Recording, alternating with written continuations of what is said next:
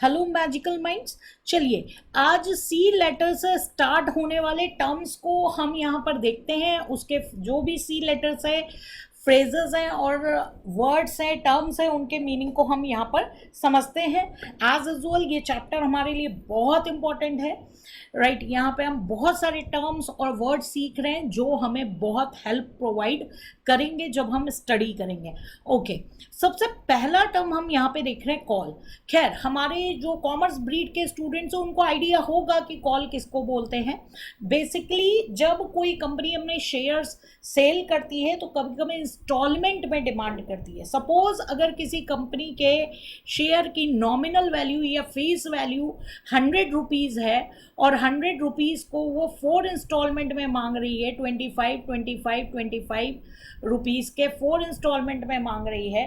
पहला इंस्टॉलमेंट आपने application money के तौर पे ऑब्वियस सी बात है आप देंगे, एक शेयर का प्राइस 100 रुपये है। पहला जो इंस्टॉलमेंट है वो आप एप्लीकेशन मनी आपका कहलाता है। दूसरा इंस्टॉलमेंट कंपनी अलॉटमेंट के टाइम मांगती है, जब वो शेयर्स अलॉट करती है, बांटती है।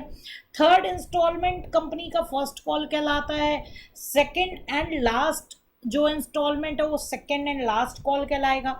तो कंपनी जो भी partly paid up share, partly paid up मतलब कि जिसका पेमेंट एक साथ एप्लीकेशन मनी के टाइम नहीं किया गया है, जो भी पार्टली पेड अप शेयर्स है, जब उनकी नेक्स्ट इंस्टॉलमेंट की डिमांड करती है तो उसको हम कॉल कहते हैं, राइट। हाँ, अगर सपोज कंपनी के शेयर्स की मार्केट में डिमांड बहुत ज़्यादा है तो कंपनी फेस वैल्यू से ऊपर अपने शेयर्स बेचेगी। फेस वैल्यू से ऊपर जो शेयर का प्राइस रहता है उसको हम प्रीमियम बोलते हैं। जो एक्सेस अमाउंट पे अगर कंपनी शेयर्स बेचती है उसको प्रीमियम कहते हैं। किसी भी इंस्टॉलमेंट में कंपनी प्रीमियम के अमाउंट की भी डिमांड कर सकती है, राइट। अब नेक्स्ट टर्म है हमारा कैपिटल। कैपिटल डियर किसे कहते हैं? कैपिटल आपको पता है कि जो भी अमाउंट, अगर कोई बिजनेस स्टार्ट कर रहा है तो जो भी अमाउंट वो अपने बिजनेस में इन्वेस्ट करेगा उसको कैपिटल कहते हैं। भाई एक बिजनेस है, बिजनेस को चलाने के लिए मनी चाहिए, उसमें माल भरना है, गुड्स की ज़रूरत है, फर्नीचर की ज़रूरत है। सपोज एक सोल प्रोप्राइटरशिप है, आप एक शॉप खोलना चाहते हैं तो आपको शॉप में फर्नीचर चाहिए, गुड्स चाहिए, उसके जो भी चीज़ें हैं लॉन्ग टर्म एसेट्स की आपको ज़रूरत पड़ेगी, तो आपको वो लॉन्ग टर्म एसेट्स खरीदनी पड़ेंगी। खरीदने के लिए आपको क्या चाहिए? पैसा चाहिए। और पैसा जो बिज़नेस में लगाया जाता है, ओनर, बिज़नेस का ओनर जो बिज़नेस शुरू कर रहा है वो जो खुद भी अमाउंट इन्वेस्ट करता है उसको हम कैपिटल कहते हैं। जो भी अमाउंट वो इन्वेस्ट करता है उससे वो बिल्डिंग, मशीनरी, फर्नीचर, ये सब लॉन्ग टर्म एसेट्स खरीदता है। इसको लॉन्ग टर्म एसेट क्यों बोलते हैं? क्योंकि आपको मालूम है अगर आप बिजनेस करने जा रहे हो, आपने शॉप खरीदी है तो शॉप की जो लाइफ है वो कई साल की होती है। ऐसा नहीं है कि एक साल में वो शॉप जो है ख़त्म हो जाएगी। मशीन की लाइफ होती है कई साल की। तो ये सब लॉन्ग टर्म एसेट्स आपकी क्या कहलाती हैं? फिक्स्ड एसेट्स कहलाती हैं। अगर आपके पास डायरेक्ट काइंड में सपोज फर्नीचर है और आप वही फर्नीचर अपने बिजनेस में लगा देते हो तो वो भी आपका कैपिटल कहलाएगा। नेक्स्ट टर्म है कैपिटल एक्सपेंडिचर। जैसे कि अभी मैंने फिक्स्ड एसेट की बात की, अब चाहे आप उसको फिक्स्ड एसेट कह लीजिए, चाहे आप कैपिटल एसेट कह लीजिए। फिक्स्ड एसेट और कैपिटल एसेट का मतलब ये होता है लॉन्ग टर्म होती हैं, एक साल से ज़्यादा चलती हैं, 3, 5, 10 कई साल चल सकती हैं, राइट। तो जब आप फिक्स्ड एसेट खरीदते हो तो फिक्स्ड एसेट को खरीदने में जो भी खर्चे होते हैं, फिक्स्ड एसेट्स खरीदने से लेकर उनको यूज़ करने की हालत में लाने तक जितने भी खर्चे होते हैं वो कैपिटल एक्सपेंडिचर कहलाते हैं। जैसे आपने शॉप खरीदी, बिल्डिंग खरीदी तो उसके रजिस्ट्री के चार्जेस हैं। अगर आपने पुरानी बिल्डिंग खरीदी है तो उसमें पेंट वगैरह करवाना पड़ेगा। उसको यूज़ करने की हालत में लाने तक जितने भी खर्चे होते हैं वो सारे खर्चे आपके कैपिटल एक्सपेंडिचर जो है कहलाते हैं, राइट। कैपिटल एसेट डियर मैंने आपको बताई दी है, जितनी भी लॉन्ग टर्म एसेट है, जैसे मशीन, फर्नीचर, बिल्डिंग की बात कर रहे थे, सब कैपिटल एसेट है। केस, अगर कोई भी आपका लीगल राइट्स का वायलेशन करता है, जैसा कि हमने लॉ ऑफ टॉर्ट में पढ़ा, कॉन्ट्रैक्ट में पढ़ा, तो जो एग्रीव्ड पार्टी है वो जो डिफॉल्ट कर रहा है जो उसके ऊपर केस डाल सकती है। तो कोई भी केस लॉ या लीगल एक्शन अगर कोर्ट में लिया जाता है तो उसको हम केस बोलते हैं। केस लॉज डियर, जब आप कॉमर्स फील्ड में लॉ पढ़ते हैं तो बहुत सारे जजमेंट्स आप देखते हैं, वो जजमेंट्स ही गाइड करने लगते हैं। अगर कहीं पे लॉ साइलेंट है तो जजमेंट्स ही जो है गाइडेंस का काम करते हैं। तो जो भी लैंडमार्क केसेस होते हैं, लीडिंग केसेस होते हैं, वो जजमेंट का काम करते हैं। ऐसे जजमेंट्स को हम लॉ में प्रेसिडेंट्स भी बोलते हैं। प्रेसिडेंट्स मतलब कि ऐसे जजमेंट जो खुद ही अपने आप में लॉ बन गए हैं, प्रेसिडेंट्स, राइट। तो उसको हम प्रेसिडेंट्स जो होते हैं वो आपके लैंडमार्क जो केस होते हैं, केस लॉज होते हैं, वो प्रेसिडेंट का काम करते हैं। तो यहाँ पे केस लॉज, जैसे कि आप कॉन्ट्रैक्ट एक्ट में बात करिए, बेल्फर वर्सेस बेल्फर का केस है, फिर मोहिरी बीवी वर्सेस धनदास घोष का केस है। तो बहुत सारे केस लॉज हैं जो आप पढ़ेंगे, राइट। नेक्स्ट जो हम फ्रेज देखने जा रहे हैं वो है आपका कैश डिस्काउंट। कैश डिस्काउंट, अगर हम डिस्काउंट की बात करें तो बहुत सारे टाइप्स के डिस्काउंट होते हैं। कैश डिस्काउंट होता है, ट्रेड डिस्काउंट होता है, स्पेशल डिस्काउंट होता है। कैश डिस्काउंट बेसिकली डियर इसलिए दिया जाता है कि जो अगर किसी ने क्रेडिट पे सामान लिया है तो जल्दी से जल्दी कैश का पेमेंट कर दे।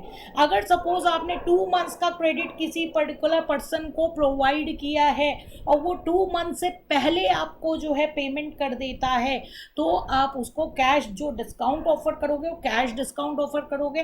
बेसिकली अर्ली पेमेंट को एनकरेज करने के लिए इस टाइप का जो डिस्काउंट है वो ऑफर किया जाता है। नेक्स्ट फ्रेज हमारा कैश फ्लो स्टेटमेंट। डियर आपको पता है हर एक कंपनी का फाइनेंशियल स्टेटमेंट्स, अगर उसका फाइनेंशियल स्टेटस पता करना होता है तो उसके फाइनेंशियल स्टेटमेंट्स का एनालिसिस किया जाता है। फाइनेंशियल स्टेटमेंट्स में 3 चीज़ें आती हैं, एग्जामिनेशन पॉइंट ऑफ व्यू से बहुत इंपॉर्टेंट है डियर, याद रखिएगा 3 चीज़ें आती हैं। पहला इनकम स्टेटमेंट, इनकम स्टेटमेंट मतलब प्रॉफिट एंड लॉस अकाउंट, दूसरा बैलेंस शीट और तीसरा जो है कैश फ्लो स्टेटमेंट। तो 3 स्टेटमेंट आते हैं, पहला income statement, profit and loss जो साल भर का प्रॉफिट या लॉस बताता है कंपनी का, बैलेंस शीट हम लोग ऑलरेडी डिस्कस कर चुके हैं, कंपनी की फाइनेंशियल पोजीशन बताती है कि एसेट्स के अगेंस्ट कितनी लाइबिलिटी है, राइट, ये चीज़ देखते हैं। और एक तीसरा स्टेटमेंट होता है कैश फ्लो स्टेटमेंट जो एक पर्टिकुलर पीरियड के लिए बनाया जाता है, जो ये शो करता है कि कितना कैश आया और कितना कैश गया। और इस कैश फ्लो स्टेटमेंट को 3 एक्टिविटीज में बांटा जाता है, operating activities, investing and financing activities. ये सेग्रीगेट करके बताता है कि किन किन एक्टिविटीज में कितना कैश गया है और कितना कैश आया है। तो ये एक बहुत इंपॉर्टेंट स्टेटमेंट होता है फाइनेंशियल एनालिसिस के लिए। चलिए नेक्स्ट टर्म जो हम देख रहे हैं cause list. Cause list basically court में जो है इशू की जाती है, जिसमें बहुत सारी आपको चीज़ें बताई जाएंगी, बेंच बताई जाएगी, मतलब कौन सी बेंच पे केस लगा है, कोर्ट रूम नंबर आपको बताया जाएगा, पोजीशन मतलब किस नंबर पे आपका मैटर आने वाला है। ये सारी चीज़ें जो है, सारी इंफॉर्मेशन जो है आपको कॉज लिस्ट में जो है वो मिल जाती है। कैविट एम्पटर, कैविट एम्पटर एक लैटिन फ्रेज है।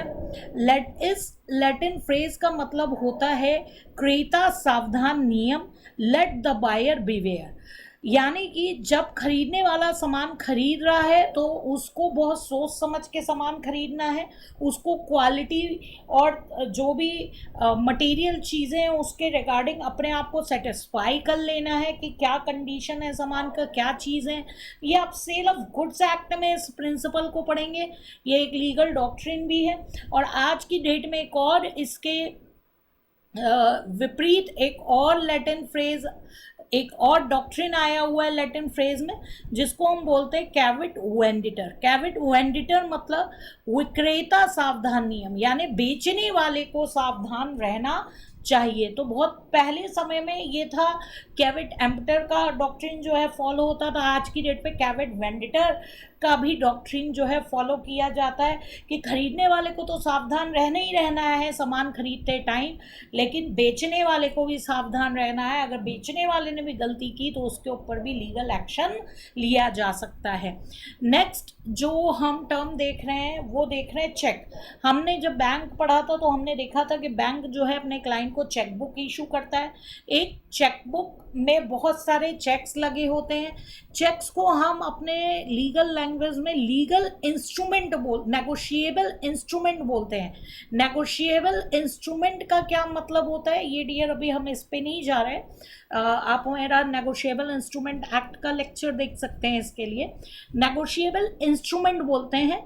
नेगोशिएबल इंस्ट्रूमेंट मीन्स एक राइटिंग में एक चेक कुछ इस टाइप का होगा, राइट, इस शेप का होगा, जिसमें राइटिंग में आप अपने बैंक को ऑर्डर दे रहे होते हो कि जिसका आपने चेक में नाम लिखा है बैंक उसको पेमेंट कर दे। अगर आपने चेक के मुंह पे 2 तिरछी लाइनें खींच दी इसका मतलब क्रॉस चेक है। अगर आपने लाइनें नहीं खींची इट मीन्स वो चेक बियरर चेक है। बियरर चेक का मतलब होता है कि जो वो चेक किसी के हाथ में भी हो उस चेक का पेमेंट बैंक के कैश काउंटर पे मिल जाएगा। लेकिन अगर क्रॉस्ड चेक है तो जिसका भी आपने चेक पे नाम लिखा है उसके बैंक अकाउंट में ही ट्रांसफ़र होगा। तो क्रॉस करने से चेक को ज़्यादा सेफ्टी मिल जाती है। तो क्रॉस किया हुआ चेक को आप ऑर्डर चेक भी बोल सकते हैं, राइट। चेक का एंडोर्समेंट भी हो सकता है, यानी कि सपोज मैंने आपको चेक दिया, आप और किसी को चेक देना चाहते हो तो उसका एंडोर्समेंट यानी कि बेचान भी किया जा सकता है। खैर इसके बारे में आपको अगर डिटेल में पढ़ना है तो आप नेगोशिएबल इंस्ट्रूमेंट एक्ट में पढ़ सकते हैं। यहाँ हम बहुत ज़्यादा डिटेल में डिस्कस नहीं कर रहे हैं, राइट। और यहाँ पे एक स्टेल लिखा है। स्टेल का मतलब जैसे आज की डेट में अगर मैंने आपको चेक काटा तो कितने टाइम तक वैलिड रहेगा। यहाँ पे 6 मंथ्स लिखा है, लेकिन डियर करेंटली इंडिया में जो स्टेलिंग पीरियड है वो आपका 3 मंथ्स है, यानी कि वो 3 मंथ्स तक जो है वो वैलिड रहता है। नेक्स्ट हम यहाँ आप अपने स्क्रीन पे देख रहे हैं कोलेट्रल। कोलेट्रल क्या होता है? कोलेट्रल बेसिकली अगर आप कोई लोन ले रहे हैं और लोन के अगेंस्ट कोई फिक्स्ड एसेट सिक्योरिटी के तौर पे रख रहे हैं या कुछ और रख रहे हैं तो उसको हम कोलेट्रल सिक्योरिटी बोलेंगे। यानी कि जो भी सिक्योरिटी के तौर पे आप जो भी चीज़ फर्निश कर रहे हैं, चाहे वो फिक्स्ड एसेट है या और कुछ आप ऑफर कर रहे हैं, तो उसको हम कोलेट्रल बोलते हैं। नेक्स्ट हम आप देख रहे हैं कमीशन। कमीशन आपने बहुत सुना होगा। कमीशन अगर सपोज आप किसी को एजेंट बना रहे हैं, ब्रोकर बना रहे हैं, वो आपका कुछ काम कर रहा है तो उस काम के बदले या कोई आपके बिहाफ पे कोई सर्विस या तो प्रोवाइड कर रहा है या कुछ सेल्स कर रहा है, तो सेल्स का जो एक पर्टिकुलर परसेंटेज आप उसको प्रोवाइड करते हैं उसको कमीशन कहते हैं, राइट। या कभी कभी क्या होता है कि जैसे इन्वेस्टर है वो अपना इन्वेस्टमेंट और किसी पर्सन से करवाता है, ब्रोकर या फाइनेंशियल एडवाइजर से करवाता है, तो उसको अपने प्रॉफिट में एक जो भी सेलिंग नॉट प्रॉफिट आप कह सकते हैं कि बाइंग और सेलिंग जो अमाउंट है उस पर एक चार्ज प्रोवाइड करता है, उसको हम कमीशन बोलते हैं। नेक्स्ट फ्रेज हम यहाँ पे देख रहे हैं कॉमन लॉ।